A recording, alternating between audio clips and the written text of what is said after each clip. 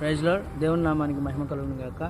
Video చూస్తున్న మీ అందరికీ ప్రభు పేరట నా వందనాలు తెలియజేస్తున్నాను.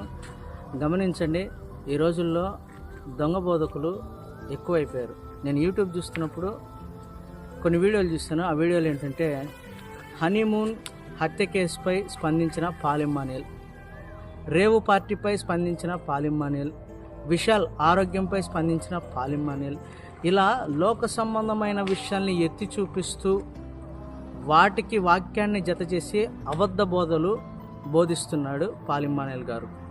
మరి జాగ్రత్తగా గమనించండి.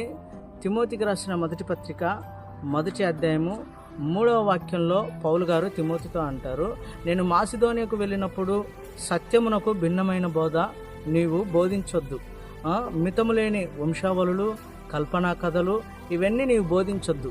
ఇవన్నీ కూడా వివాదములతో కూడినవి. కాబట్టి వివాదములతో కూడిన లోక సంబంధమైన వార్తలు ఏవైతే ఉన్నాయో, వివాదములతో కూడిన లోక సంబంధమైన హత్యలు కావచ్చు, ఇంకొకటి కావచ్చు, ఆ వివాదములతో కూడిన లోక సంబంధమైన వార్తను తీసుకొచ్చి వాక్యాన్ని అతికించి చెప్పటము, ఇవన్నీ కూడా దొంగ బోధలే, ఇవన్నీ కూడా అబద్ధ బోధలే.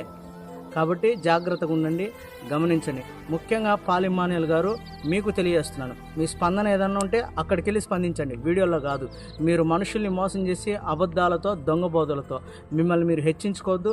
మీ కొరకు జనాల్ని పోగు చేసుకొని దేవుని సంఘాన్ని పాడు చేయొద్దు. లోకానికి సంబంధించిన విషయాల్ని తీసుకొచ్చి వాక్యానికి అతికించి బోధించొద్దు. దేవుడు చూస్తున్నాడు, జాగ్రత్త. వివాదములతో కూడిన బోధలు చేయకూడదని తిమోతికి పౌలు చెప్పారు. జాగ్రత్త. దేవుడు మిమ్మల్ని దీవించును గాక.